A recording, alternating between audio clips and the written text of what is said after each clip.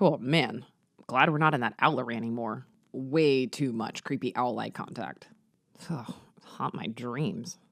Well, now that we've learned all about Hodgkin lymphoma and those owl-eyed Reed-Sternberg cells, let's move on to the lymphomas that don't have owl eyes, otherwise known as the Non Hodgkin lymphomas.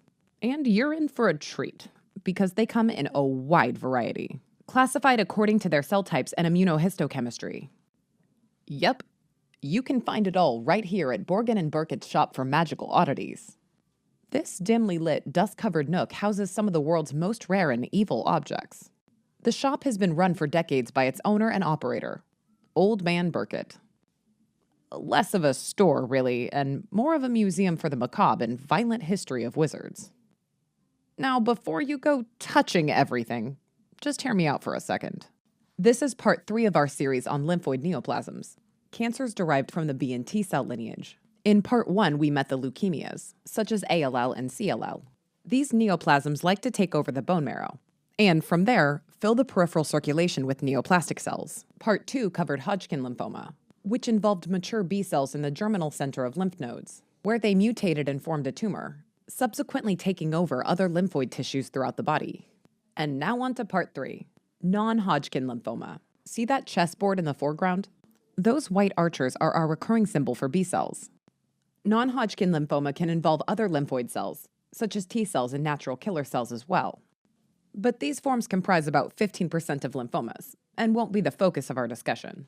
When a non-Hodgkin lymphoma involves B cells, it turns out that these are mature B cells specifically. But what does that mean, mature?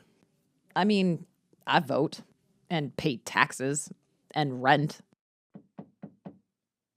Ricky, honey, your meatloaf is ready.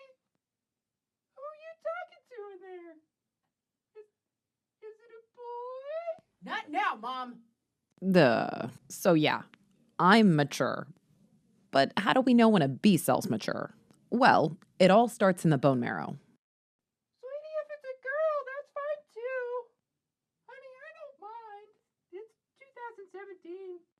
Is there a special way that lesbians say hello? Like, what's up? Sweetheart, can you tell her what's up for me? Seriously, Mom? Do you even hear yourself right now? Sorry about that, landlady. Anyways, the bone is where B cells are born and begin the maturation process. Thus, the bone is considered a primary lymphoid organ. Think of the bone marrow as this box here. It's where all these chess pieces originated. Next, B cells pop out into the circulation. Still immature, mind you. So they head to the spleen, where they gain the ability to make IgD in addition to their IgM. And voila, mature B cells. After they leave the spleen, they head to what are called secondary lymphoid organs, which include the spleen itself, as well as lymph nodes, tonsils, and specialized tissue in the GI and respiratory tracts. At Sketchy, we symbolize a lymph node with a chessboard. You know, it's where all those B cell archers like to mingle and wait for help from T cells. Now it's time to get activated. If a B cell latches onto a foreign antigen all by itself, then it turns into a kinda lame IgM-secreting plasma cell. Most plasma cells head back to the marrow, their home base. From there, they let those antibodies loose. What if, back in the node, a B cell gets T cell help? Well, then the B cell becomes a badass super specialized plasma cell. It gets permission to produce the really cool antibodies, like IgG, IgA, or IgE. Again, these plasma cells go to the bone marrow base, and from there, Fire at will! pew, pew, pew. All right, so take a look. Everywhere we drew in those B cell archer pieces are places where you can find mature B cells. And it's somewhere along this path that a mutation occurs, sending that B cell into a rapid cell division mode, with subsequent tumor formation. That's non-Hodgkin lymphoma, abbreviated NHL. Each class of NHL is characterized by its unique cell morphology and clinical behavior. And a lot of it has to do with where in this whole process the mutation occurred. What makes this a non-Hodgkin rather than a Hodgkin lymphoma? Well, can you read? No owls allowed. Fly around and disturb the merch, not to mention that god-awful creepy stare thing they do. That means no Reed-Sternberg cells to speak of. Non-Hodgkin lymphomas have their own unique set of morphological features that we'll illustrate in a moment. Another classic difference between the NHLs and the Hodgkin lymphoma is their pattern of lymph node involvement. Hodgkin likes to stay in a single nodal region, spreading contiguously from node to node. Non Hodgkin lymphoma, on the other hand, is classically associated with multiple lymph nodes involved, in a non contiguous distribution, kind of like those bats up there, just sporadically popping up. Thirdly, Hodgkin lymphoma likes to just stay in its little group of nodes. In non Hodgkin lymphoma, on the other hand, extranodal involvement is common, so we've scattered those B cell chess pieces away from the lymph node board. This shouldn't be too surprising, though. Recall that secondary lymphoid tissues include not only the nodes and spleen, but also tonsils, GI tract, and even the lungs. Lymphoma cells can even migrate to non-lymphoid tissues. Think CNS lymphoma. All right, it's time to introduce our first non-Hodgkin lymphoma, right underneath the Borgen and Burkitt sign. Burkitt lymphoma, named after the one-eyed Irish surgeon, Denis Burkitt. This lymphoma was first described when Burkitt was practicing in Africa and noticed that many children had unusual tumors of the jaw.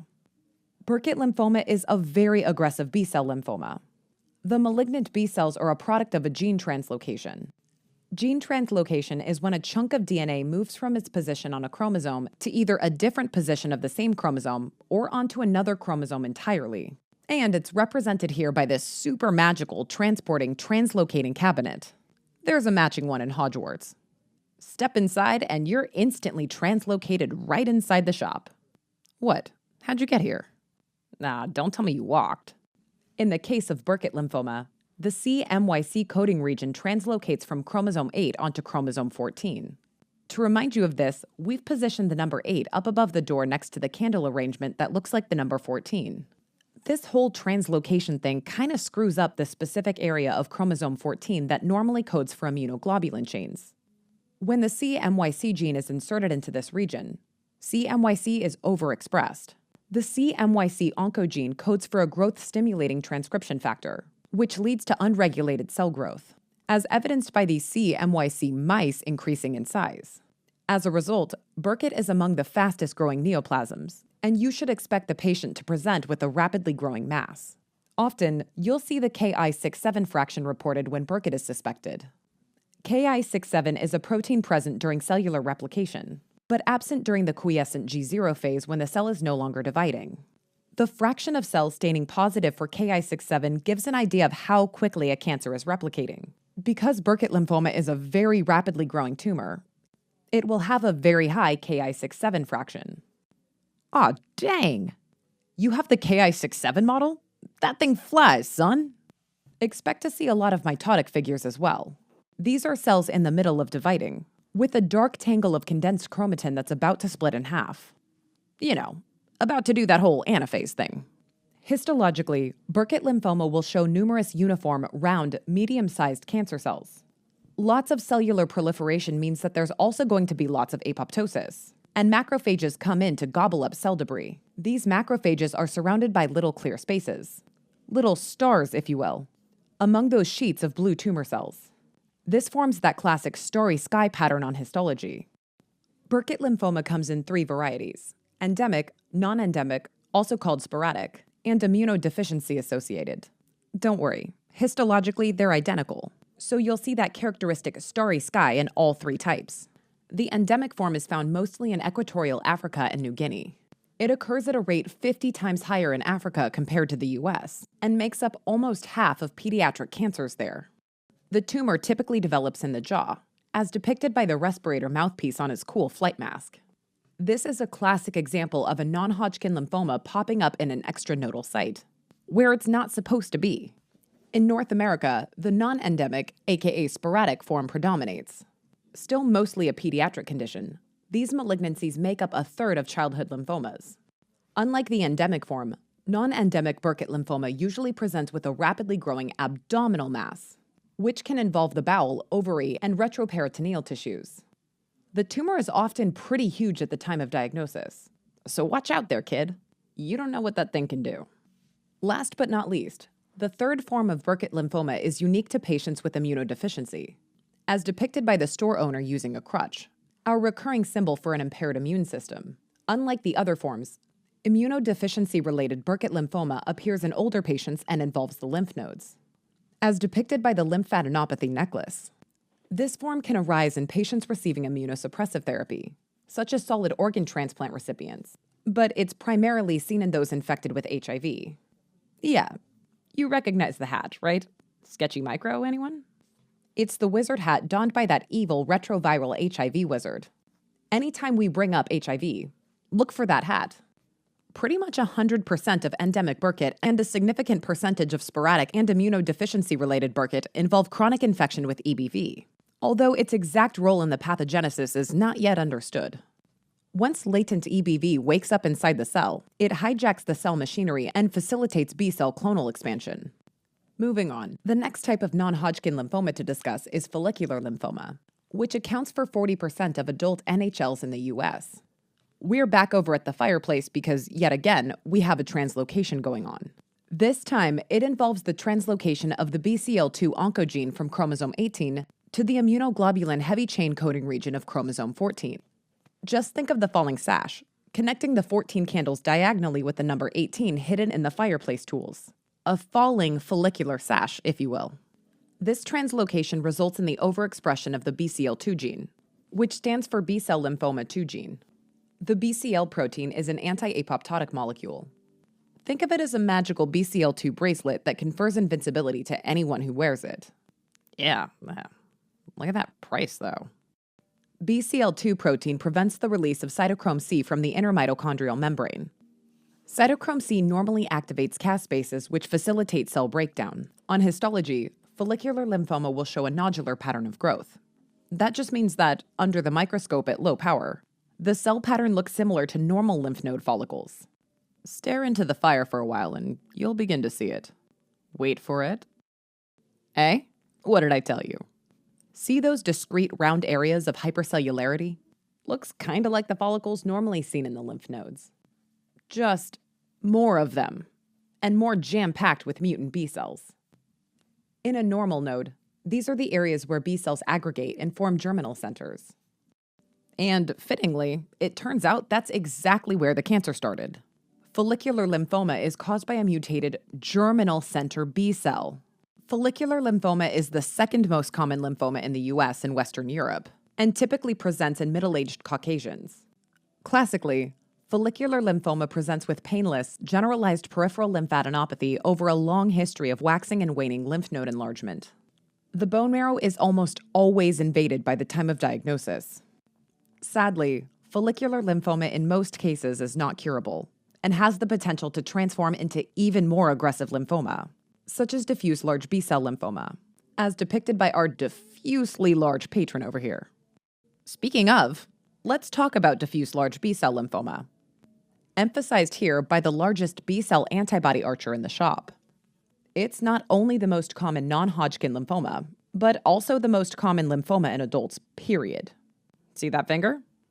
Number 1. Diffuse large B-cell comprises a collection of lymphomas, actually, which share a few histologic and genetic similarities. About 1/3 of diffuse large B-cell lymphomas have a translocation of the BCL2 gene from chromosome 18 to 14, just like follicular lymphoma. And, as we mentioned previously, some of these tumors even start as follicular lymphomas. Another third of diffuse large B-cell lymphomas feature changes in the BCL6 gene, either by gene rearrangement or a point mutation in the promoter region. The BCL6 protein is a regulator of DNA transcription and gene expression. And since BCL2 was represented by a double bracelet, BCL6 is a hexagon bracelet. On histology, lymph nodes affected with diffuse large B-cell lymphoma will show diffuse sheets of very large B cells. Yeah, I guess you had that one figured out already. EBV-associated lymphoma is also seen in immunodeficient patients, such as those with AIDS or chronic immunosuppression. In fact, for those with chronic HIV infection, the development of diffuse large B-cell lymphoma is an AIDS-defining condition. So again, we've brought back our retroviral wizard hat from Sketchy Micro. While the connection between chronic EBV infection, HIV, and diffuse large B-cell lymphoma is poorly understood, the current thinking is that B cells are chronically activated, while T cells are suppressed and unable to destroy the viruses which transform the B cells from normal into malignant. Pretty exclusive to HIV-infected individuals is the primary effusion subtype of lymphoma, which can present in the pleura, peritoneum, or pericardial spaces. It involves co-infection with human herpes virus 8 and usually EBV as well. Note that this is different than the AIDS-defining Kaposi sarcoma caused by HHV8. At Sketchy, the herpes viruses are represented as Hermes viruses. Also notice the number 8 we've incorporated into his staff. This is the perfect time to, again, remind you that these non-Hodgkin lymphomas just love popping up in extranodal tissues. And diffuse large B-cell is no exception. So remember those B-cell archers scattered around the room, away from the chessboard. In the case of large cell, GI lymphoma is the most common manifestation of extranodal disease. Of note, there's another subtype, called mediastinal large B-cell lymphoma, which is more common in young women. Additionally, the most common primary CNS lymphoma is, in fact, diffuse large B-cell, often seen in patients with HIV and EBV co-infection. Finally, one more non-Hodgkin lymphoma deserves mention. Mantle cell lymphoma, a B-cell lymphoma composed of, you guessed it, B-cells in the mantle zones of lymphoid follicles. Remember, tumor histology can actually give you a clue as to where these mutant B-cells originated. And since mantle cell lymphoma cells originated in the follicle, expect to see a nodular follicle-like pattern on histology. These tumors occur from a translocation of the cyclin D1 gene from chromosome 11 to 14.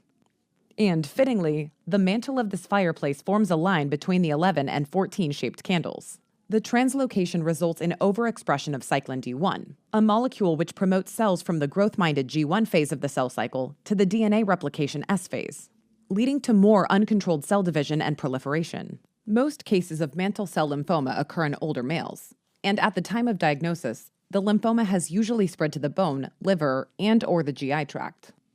While this disease can be somewhat managed with chemotherapy, it's uncurable.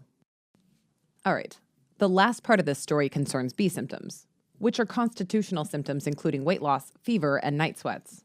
Whoa! First time in a translocator there, buddy? That's okay, you get used to it. B-type symptoms are common in the aggressive non-Hodgkin lymphomas, including Burkitt and diffuse large B-cell lymphoma. The other, more indolent varieties, such as follicular and marginal zone lymphoma, not so much. All right, looks like it's closing time. As a quick recap, just remember that Burkitt's lymphoma is associated with a T1814 translocation involving CMYC, and the endemic form in Africa presents with a jaw mass. Follicular lymphoma features the T1418 translocation involving BCL2, symbolized by that BCL2 bracelet. Diffuse large B-cell lymphoma can involve the same translocation, or the BCL6 gene. You know, that hexagon bracelet on that diffusely large gentleman in the foreground. Lastly, mantle cell lymphoma is associated with T1114, resulting in overexpression of cyclin D1. What makes these different than Hodgkin lymphoma? Well, in general, expect more scattered, non-contiguous node involvement, lots of extranodal manifestations, and most importantly, wait, did you hear that? Hey, get that thing out of here. There's a sign. Can you read? No. Well, now I just feel like an ass.